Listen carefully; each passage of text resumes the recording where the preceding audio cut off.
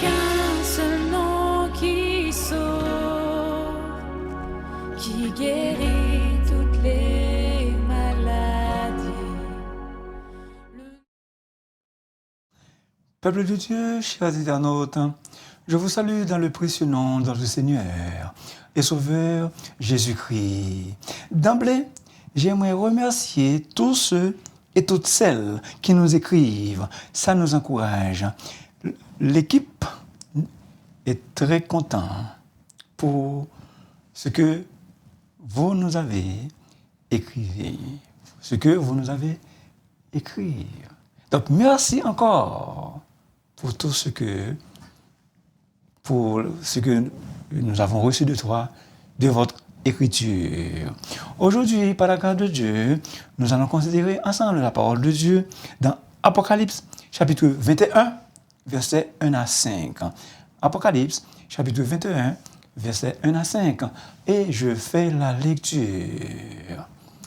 Puis je vis un nouveau ciel et une nouvelle terre, car le premier ciel et la première terre avaient disparu, et la mer n'était plus. Et je vis descendre du ciel, d'auprès de Dieu, la ville sainte, la nouvelle Jérusalem, préparée comme une épouse qui s'est préparée pour son époux.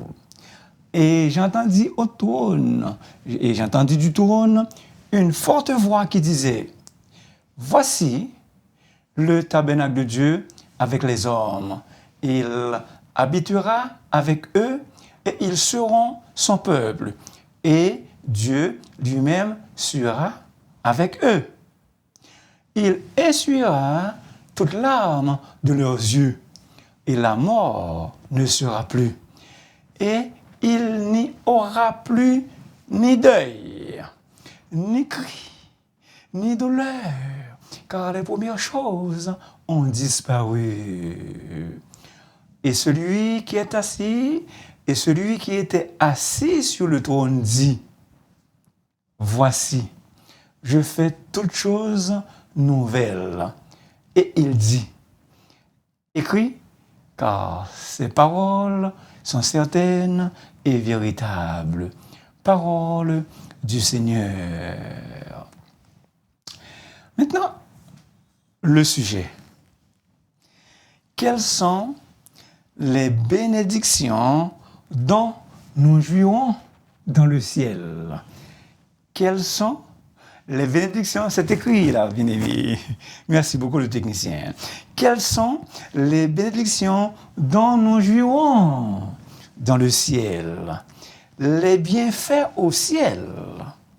Si vous voulez un sous-titre: un nouveau ciel et une nouvelle terre. Peuple de Dieu, chers internautes, les Gaulois avaient peur que le ciel ne leur tombe sur la tête. Les Gaulois avaient peur que le ciel ne leur tombe sur la tête. La Fontaine a dit: il leur tomba du ciel un roi tout pacifique. Chers internautes, peuple de Dieu, peut-être vous avez déjà entendu ces dictons: aide-toi, le ciel t'aidera. C'était écrit dans le ciel. C'était écrit dans le ciel. Bien-aimés, par le prophète Ésaïe, Dieu avait promis aux enfants d'Israël qu'il créerait de nouveaux cieux et une nouvelle terre qui subsisterait éternellement. Ésaïe 65, verset 17. L'apôtre Pierre a déjà déclaré que la terre et les cieux seraient détruits, mais il attendait de nouveaux cieux et une nouvelle terre où la justice habiterait. 2 Pierre 3, versets 12 et 13. L'apôtre Paul avait annoncé que la création serait libérée de la servitude de la corruption pour avoir part à la liberté glorieuse des enfants de Dieu. Romains 8, versets 20 et 21. Jean vit aussi la ville sainte, la nouvelle Jérusalem. Apocalypse 3, verset 12. L'apôtre vit la ville descendre du ciel. Elle est donc l'ouvrage de Dieu et non de l'homme. Elle, la ville, est un don de Dieu aux croyants. En vérité, chers internautes, peuple de Dieu, à la fin du monde, la ville sainte de la vision de Jean sera effectivement l'œuvre de Dieu. Elle représente notre demeure céleste. Chers internautes, peuple de Dieu, tous ceux dont les noms figurent dans le livre de vie font partie. Je reprends, c'est important. Tous ceux dont les noms figurent dans le livre de vie en font partie. Ça, c'est Hébreux 12, versets 22 et 23. Maintenant, une question. Une question capitale, une question vitale. Est-ce que mon nom se trouve inscrit dans le livre de vie? Est-ce que, ma soeur, mon frère, est-ce que ton nom se trouve inscrit dans le livre de vie? Ça, c'est personnel. Verset 5a. Et celui qui est assis sur le trône dit, voici, idou, voici, je fais toutes choses nouvelles. Le vocable grec, kénos, nouveau ou nouvelle, ne signifie pas nouveau au sens de la date des événements, mais au sens qualitatif. En fait, en réalité, nouveau ou nouvelle évoque vraiment la qualité des choses. Le nouveau ciel et la nouvelle terre ne succéderont pas simplement l'univers actuel selon un ordre chronologique, selon la fixation des dates des événements historiques, mais il s'agit bien de quelque chose de nouveau, de fraîchement créé, du jamais vu, bien-aimé. J'aimerais attirer votre attention, j'aimerais polariser votre attention sur le fait que la Bible, la parole de Dieu, est une parole vraie et authentique, une parole sûre. La parole de Dieu, bien-aimé, c'est oui et amen. Amen. La parole de Dieu, bien-aimé, c'est oui et amen. Amen. Écrit, car ces paroles sont certaines et véritables. Écrit, car ces paroles sont certaines et véritables. Maintenant, c'est le verset 5b. Certes, bien-aimés, nous croyons avec certitude que les choses arriveront comme l'apôtre Jean nous les a racontées.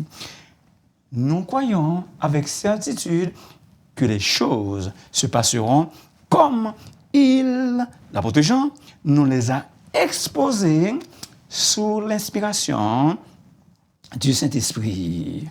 Bien-aimés, chers internautes, quoi de neuf, quoi de nouveau? Frères, amis, ça qu'a fait, quoi de nouveau, quoi de neuf?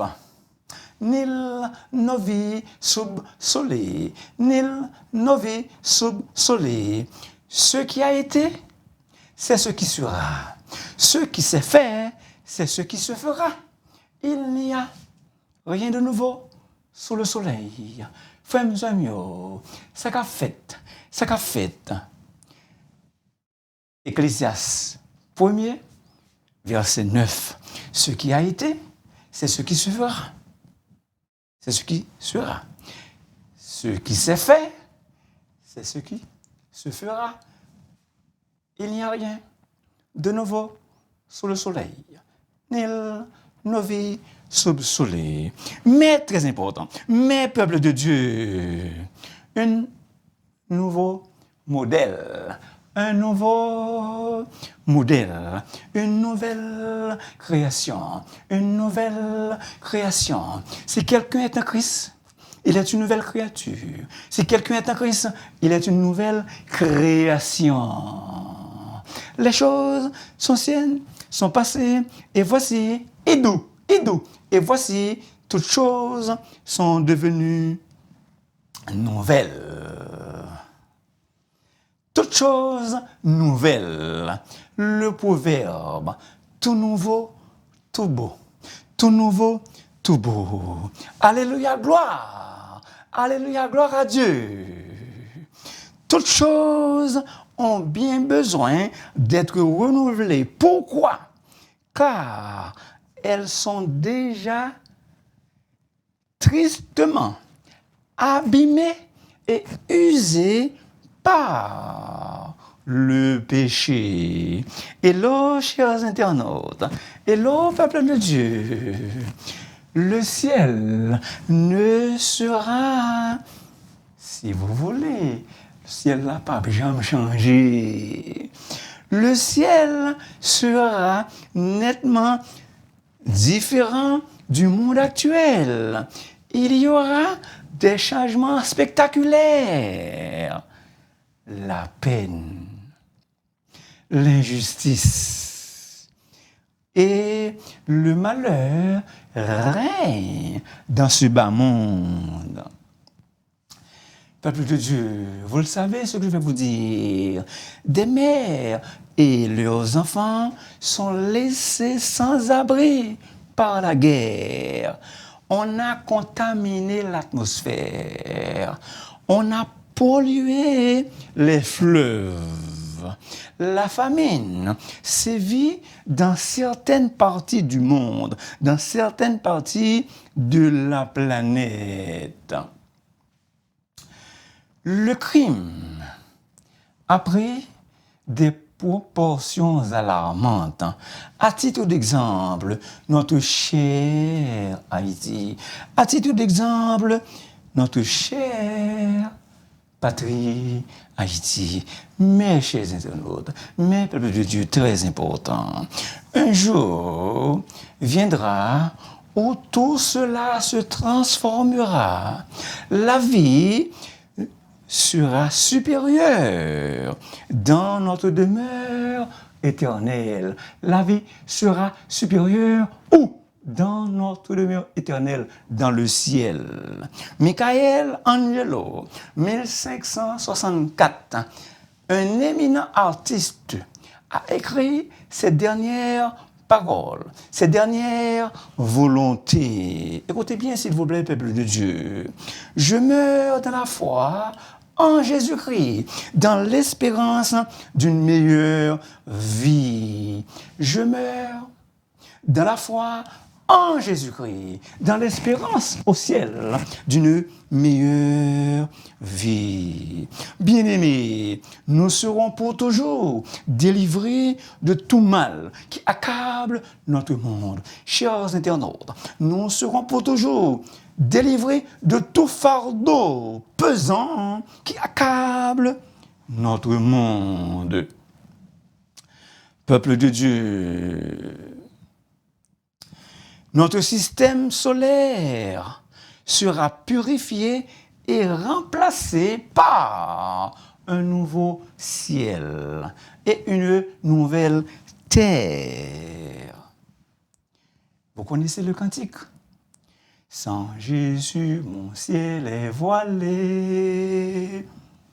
Sans lui, tout pour nous semble dur. Oui, peuple de Dieu, sans Jésus, tout semble dur.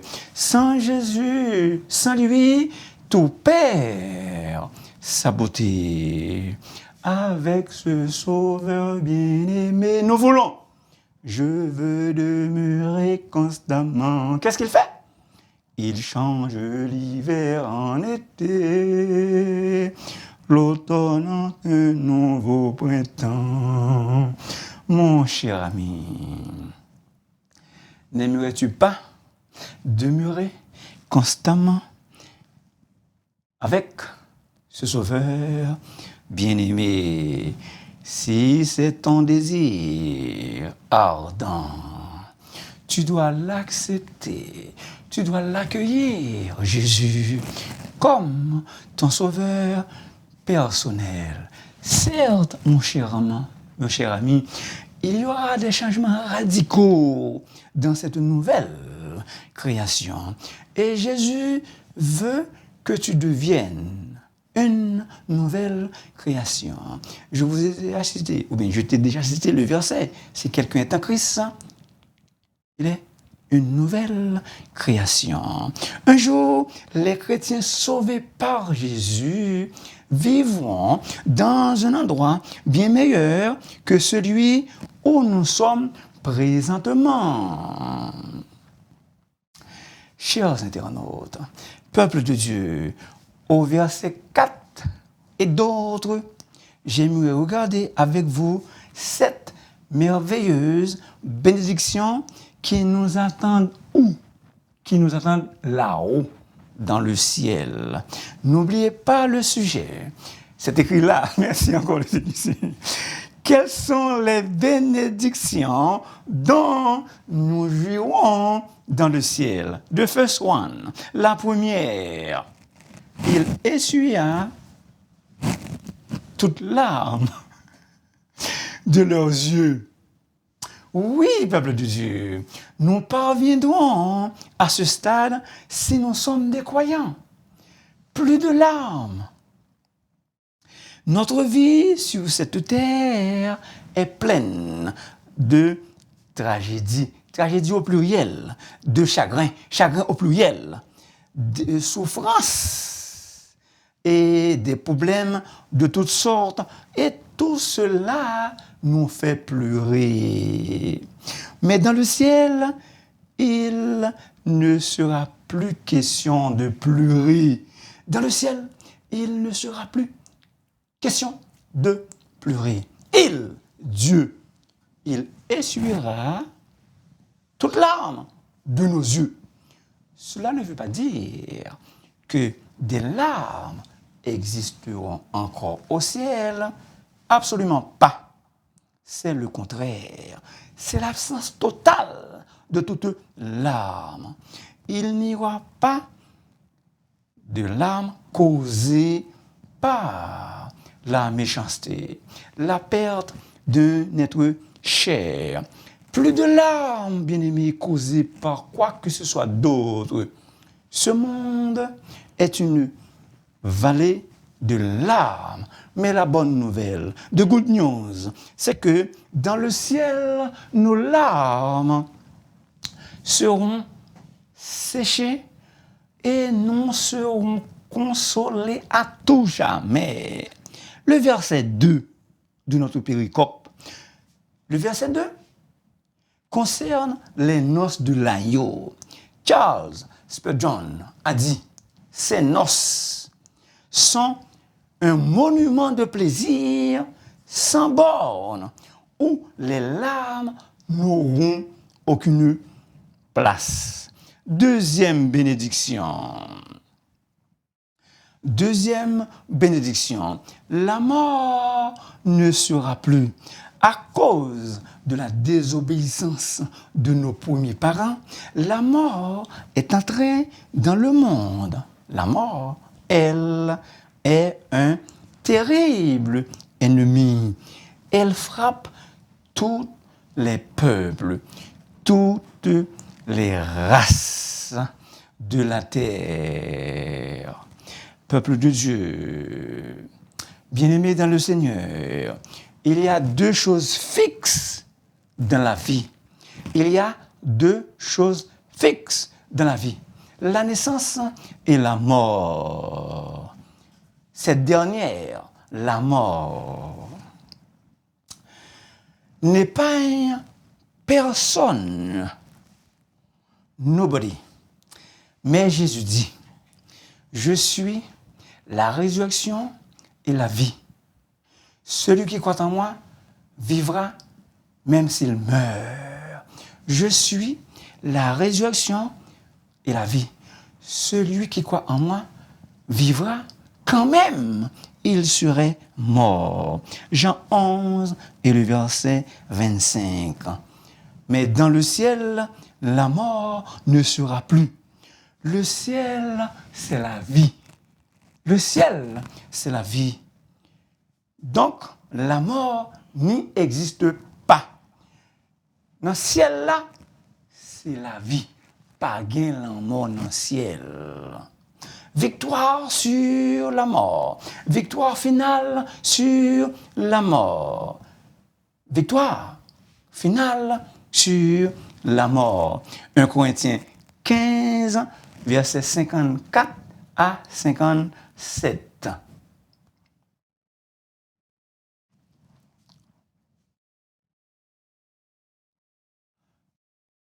Lorsque ce corps corruptible aura revêtu l'incorruptibilité et que ce corps mortel aura revêtu l'immortalité, alors s'accomplira la parole qui est écrite.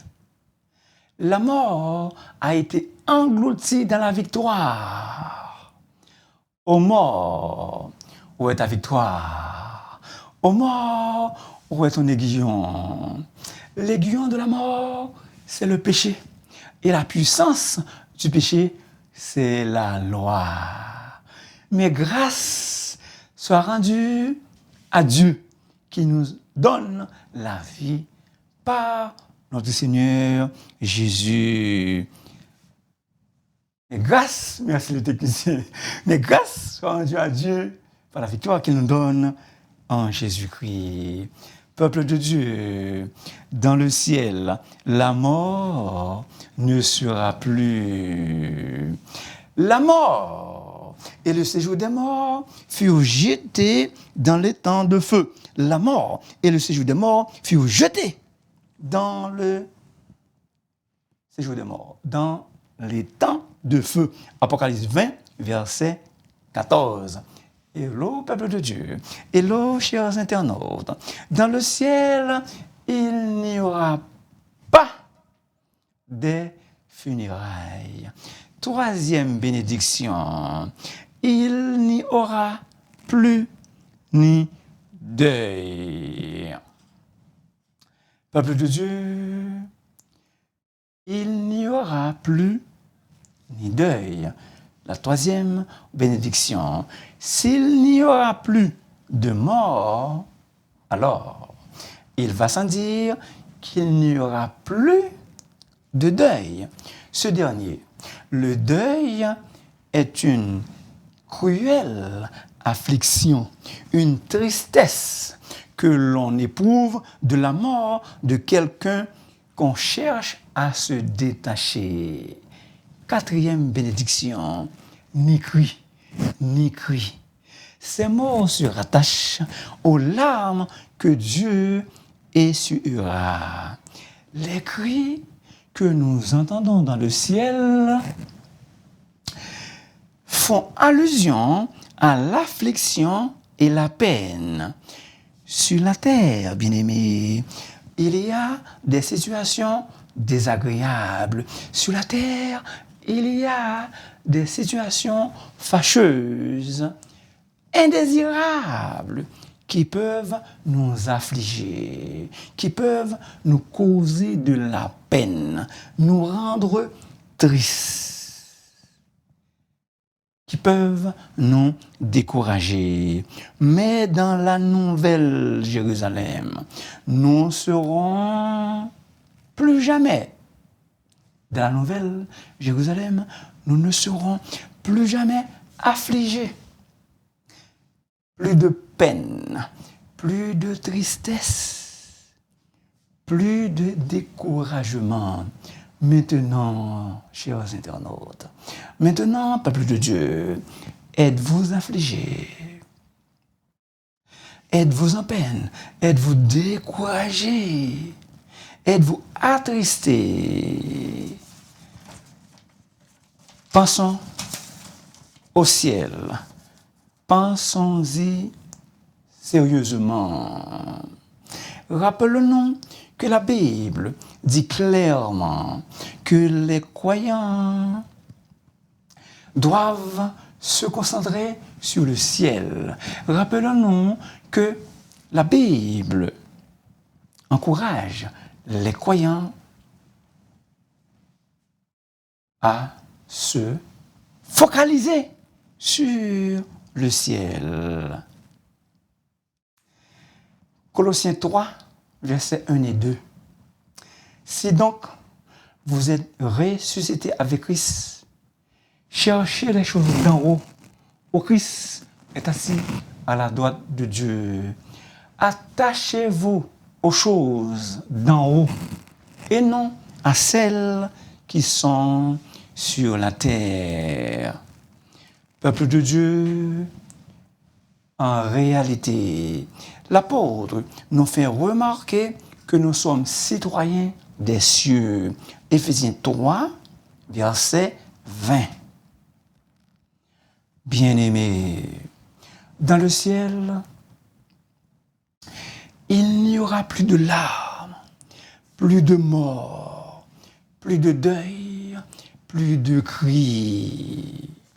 Cinquième bénédiction, ni douleur. Nous sommes assurés qu'il n'y aura plus de douleur dans le ciel. Aucune. Peut-être, présentement, vous avez des douleurs au dos comme moi j'en avais. Au genou, je ne sais pas où, vous avez des douleurs. Mais au ciel, vous n'en aurez plus. Quelle bénédiction de lire ces paroles dans la Bible. Cependant, ce sont nos douleurs qu'il a portées. C'est de nos... Cependant, ce sont nos souffrances. Ce sont nos souffrances qu'il a portées. C'est de nos douleurs qu'il s'est chargé. Ésaïe 53, verset 4. Bien-aimés, sur la croix, notre Seigneur Jésus a porté nos souffrances et il s'est chargé de nos douleurs. Personne ne savait vraiment, ou si vous voulez, personne ne sait vraiment le nombre de personnes qui souffrent à cause d'une maladie ou de quelque chose d'autre. Mais une visite dans un hôpital nous donne un aperçu de l'étendue de la souffrance qui accable notre monde. Par contre, dans le ciel, nous ne connaîtrons plus de douleur.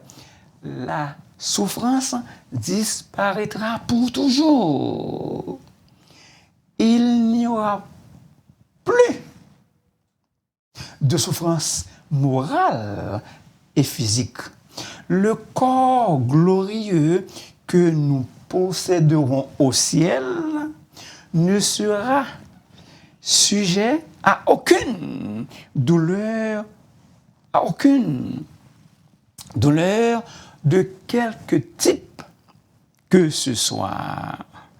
Hello, peuple de Dieu. Hello, chers internautes. Dans le ciel, il n'y aura plus de maladies. Et donc, plus de médicaments. Pas de maladie dans le ciel. Nous n'avons pas besoin de médicaments. Dans le ciel, il n'y aura point ni microbes, ni bactéries, ni coronavirus. Dans le ciel, nous n'aurons plus besoin d'antibiotiques, plus besoin de pilules pour apaiser nos douleurs. Tylenol, aspirine, nous n'en aurons plus besoin. Dans le ciel, nous ne vieillirons jamais. Nous serons pour toujours jeunes. Notre corps glorieux ne connaîtra aucune déchéance physique. N'a toujours été gentil guinguin. 6e bénédiction, la joie, la joie. La ville n'a besoin ni du soleil, ni de lune pour l'éclairer, car la gloire de Dieu l'éclaire et l'agneau est son flambeau. Ça, c'est le verset 23. Maintenant, un verset parallèle. Verset Apocalypse 22, verset 5. Il n'y aura plus de nuit et ils n'auront besoin ni de lampe, ni de lumière, parce que le Seigneur Dieu les éclairera et ils régneront au siècle des siècles. Bien-aimés dans le Seigneur, chers internautes, d'abord, nous disons que dans ce nouveau ciel et cette nouvelle terre, dans cette nouvelle ville sainte, dans la capitale et la nouvelle Jérusalem, il n'y aura aucune facture d'électricité à payer. Il n'y aura pas d'Hydro-Québec, mais Hydro-Céleste gratuit. Hydro-Céleste gratuit. Aucune hypothèque à payer parce que le Seigneur Jésus a déjà tout payé. Tout cela qui comptait où? Au calvaire. Peuple de Dieu, la 6e parole de Jésus. Tétélestai, tétélestai, tout est accompli, tout est fini, tout est entièrement fini. Jean 19, verset 30. Tout est payé, entièrement payé. Même le billet d'avion pour aller au ciel, c'est déjà tout payé au calvaire. Peuple de Dieu, chers internautes, actuellement, nous dépendons du soleil pour la lumière et la chaleur. Nous connaissons le jour et la nuit et les autres saisons, les 4 saisons, à cause de la rotation de la Terre et de notre dépendance du soleil. Mais au ciel, nous n'aurons plus besoin de la lumière du soleil. Pourquoi? Parce que Jésus est la lumière du ciel. L'un des 7 « je suis » de Jésus, je suis la lumière du monde.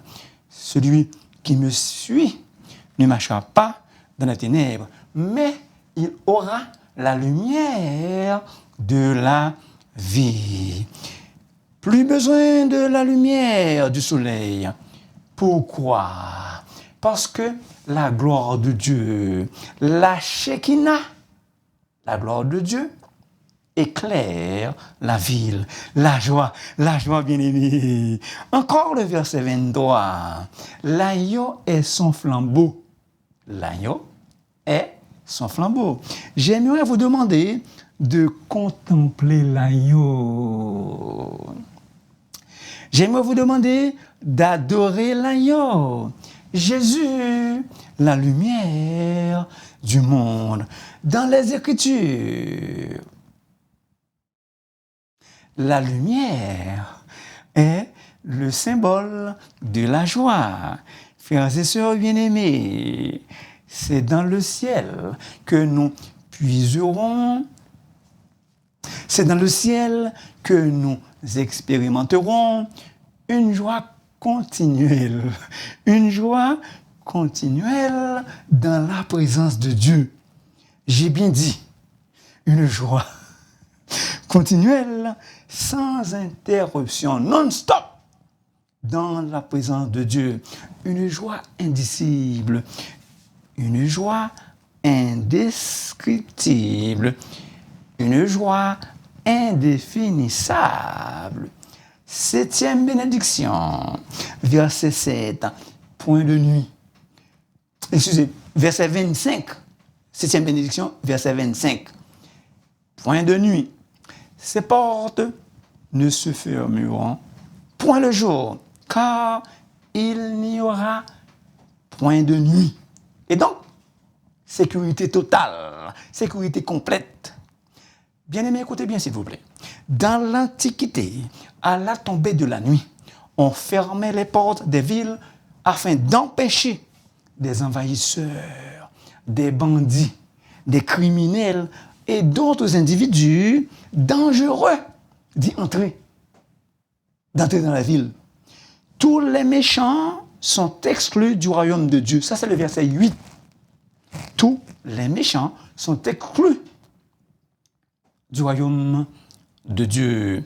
Le fait qu'il n'y aura point de nuit dans l'éternité et que les portes de la nouvelle ville, la nouvelle Jérusalem, ne se fermeront point, cela indique qu'elle sera en pleine sécurité.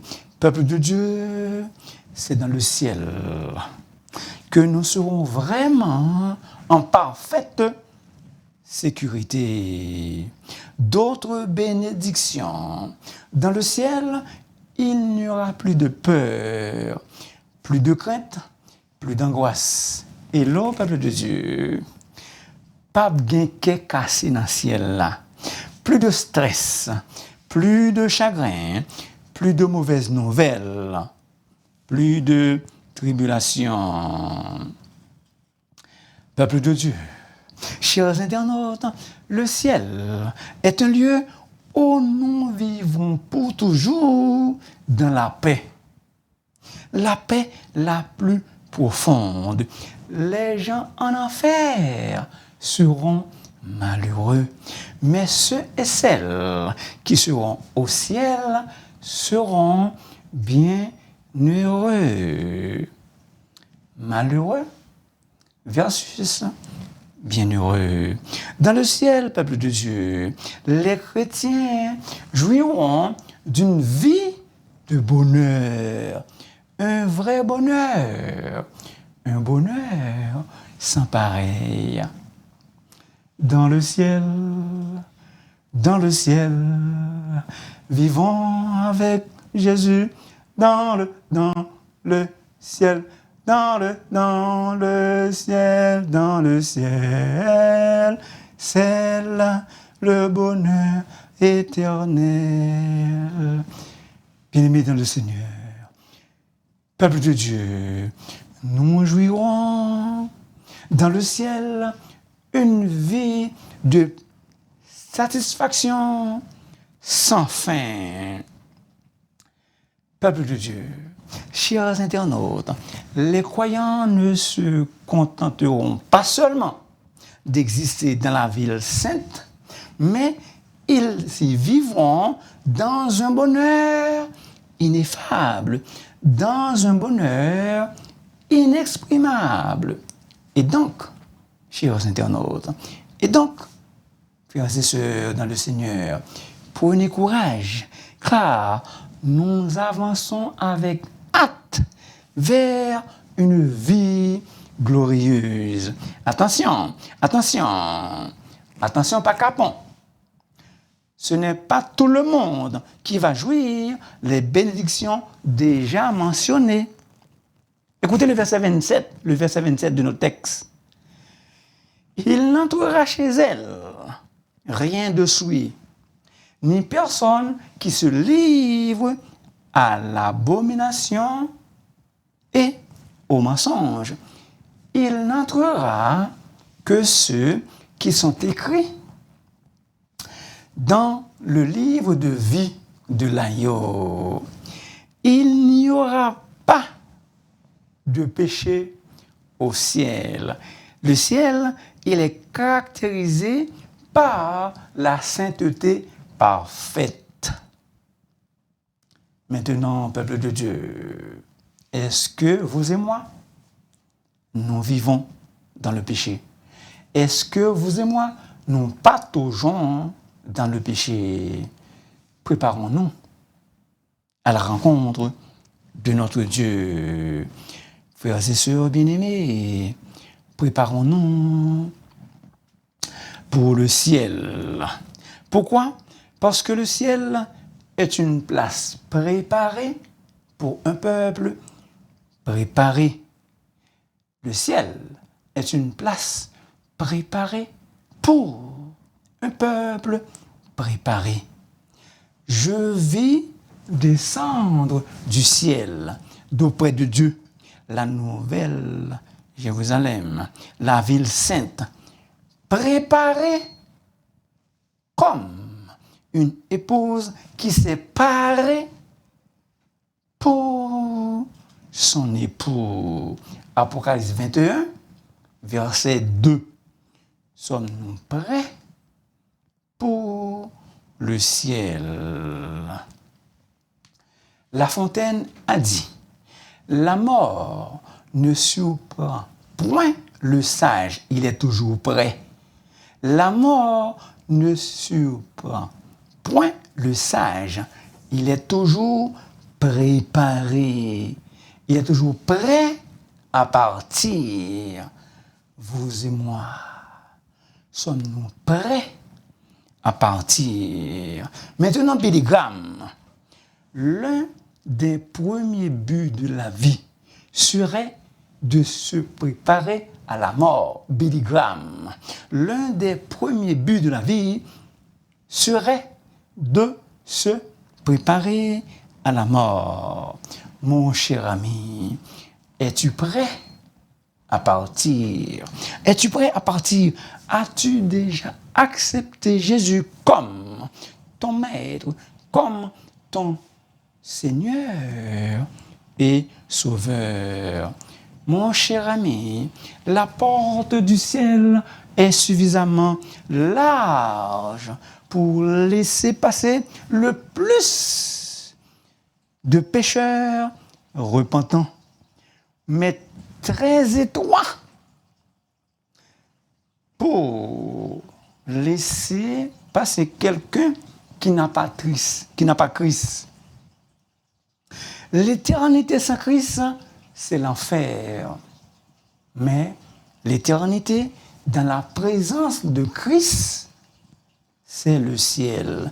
Je reprends, c'est important. La porte du ciel est suffisamment large pour laisser passer le plus de pécheurs repentants, mais très étroite pour laisser passer quelqu'un qui n'a pas Christ. L'éternité sans Christ, c'est l'enfer. Mais l'éternité avec Christ, c'est la vie, c'est le ciel. L'éternité dans la présence de Christ, c'est le ciel. Bénédiction que nous jouirons au ciel. Résumons. Entre autres, plus de larmes, plus de mort, plus de deuil, plus de cris, pas de douleur. La joie bien-aimée. Point de nuit. Merci beaucoup de m'avoir écouté. S'il vous plaît, n'oubliez pas de vous abonner et de partager votre émission à vos proches. Et si vous voulez me parler, vous pouvez m'appeler dans le 514-571-2196. Bien-aimés dans le Seigneur, chers internautes, rendez-vous au ciel, nous serons rencontrés au ciel. Même si maintenant, nous sommes partout sur la planète, rendez-vous au ciel, bien-aimés, rendez-vous au ciel.